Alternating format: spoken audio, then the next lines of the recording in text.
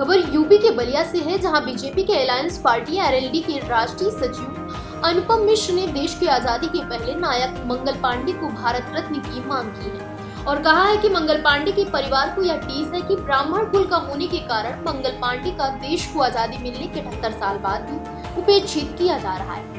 और उन्होंने कहा कि उनके परिवारों से पता चला जो भी सही लग रहा है कि मंगल पांडे का ब्राह्मण कुल में पैदा होने के चलते सरकारों ने भेदभाव किया है। सिर्फ मंगल पांडे ही नहीं बल्कि शहीद चंद्रशेखर आजाद और राम प्रसाद बिस्मिल्ला के शहीद स्मारक की दुर्दशा भी ऐसी ही है। अनुपम मिश्र ने कहा कि वह मुख्यमंत्री योगी आदित्यनाथ से मिलकर मंगल पांडे को भारत रत्न से सम्मानित करने की मांग के साथ साथ वह प्रधानमंत्री को पत्र लिखकर मंगल पांडे का बलिया में विश्व की सबसे ऊंची प्रतिमा लगाने की मांग करेंगे।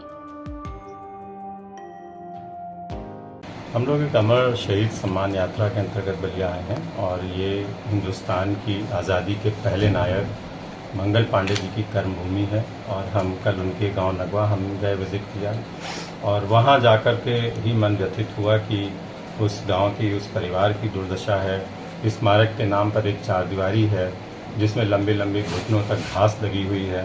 तो ये बहुत ही दुख का विषय है कि आज़ादी के इस महानायक जिसने हिंदुस्तान को आज़ाद कराने का पहला बिगुल बजाया, उसकी कर्मभूमि, उसकी जन्मभूमि की इतनी दुर्दशा।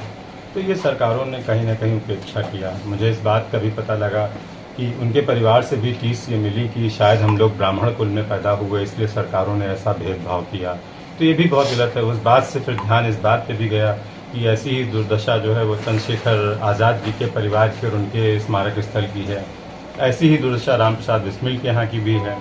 तो क्या वाकई में जो उनके परिवार ने कहा, मुझे लग रहा है उसमें कुछ सच्चाई है। तो मैं अभी वापस लौटूंगा जब तो मैं उत्तर प्रदेश के मुख्यमंत्री से बात करूंगा, मिलने का समय लूँगा और भारत के प्रधानमंत्री को भी इस बात के लिए पत्र लिख रहा हूँ। मुझे लगता है कि 3 चीज़ें बड़ी इंपॉर्टेंट हैं जो होनी चाहिए। पहली ये है कि मंगल पांडे जी को भारत रत्न का सम्मान दिया जाना चाहिए। जो मंगल पांडे जी का सम्मान नहीं होगा बल्कि भारत रत्न का सम्मान होगा। दूसरी ये है कि एक उनकी मूर्ति स्थापित की जाए हिंदुस्तान में। मैं तो बलिया में चाहूँगा कि बलिया जनपद में स्थापित हो, जो विश्व की सबसे ऊंची प्रतिमा हो।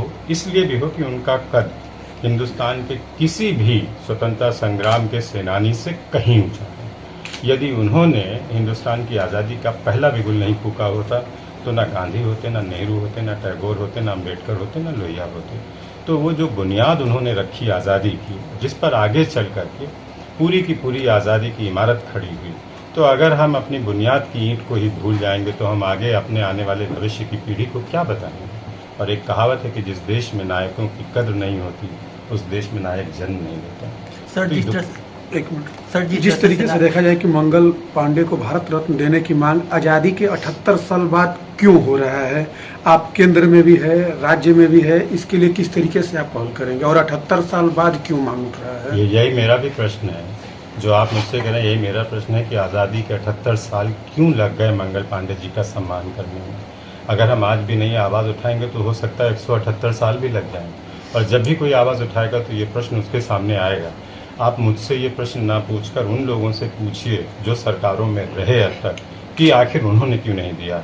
मुझे तो आप ये कहिए कि कम से कम 78 साल बाद मैं आवाज़ उठा रहा हूँ। इसके लिए आगे की क्या रणनीति आप लोग? मैंने आपसे पहले कहा कि मुख्यमंत्री और प्रधानमंत्री मेरा पहला स्टेप है और मुझे उम्मीद है कि मेरी बात सुनी जाएगी, क्योंकि हम सरकार के अंग हैं। हम ज़्यादा अच्छे तरीके से रख सकते हैं इस बात को।